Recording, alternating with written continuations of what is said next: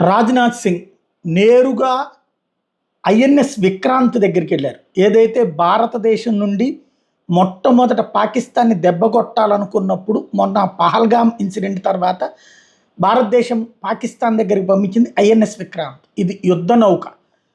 దీంతో పాటుగా మరికొన్ని నౌకలు వెళ్తాయి. టోటల్గా ఒక ఫ్లీట్ అంటారు, మొత్తం అక్కడికి వెళ్ళింది. దీని వెనకాలనే అవన్నీ, దీని మీద నుంచినే డైరెక్ట్గా ఇటు ఎయిర్ ఫోర్స్ అటాక్ చేస్తున్నప్పుడు దానికి కావాల్సిన సపోర్టింగ్ ఐఎన్ఎస్ విక్రాంత్ నుంచినే ఇచ్చారు. ఆ ఐఎన్ఎస్ విక్రాంత్ దగ్గరికి వెళ్ళి అందులో యుద్ధంలో పాల్గొన్నటువంటి సైనికులని అభినందించడంతో పాటుగా ఈ సందర్భంగా రాజ్నాథ్ సింగ్ ఒక కీలకమైన హెచ్చరిక జారీ చేశారు పాకిస్తాన్కి. ఉగ్రవాదం అంతం అన్నటువంటి దాంట్లో ప్రధానమైనటువంటి హఫీజ్ సయీద్తో పాటుగా కీలకమైన నేతల్ని అప్పగించాలి. అప్పటిదాకా ఆపరేషన్ సింధూర్ నడుస్తూనే ఉంటుంది. ఉగ్రదాడి జరిగిన ప్రతిదానికి పరిష్కారం ఉంటుంది, సమాధానం ఉంటుంది.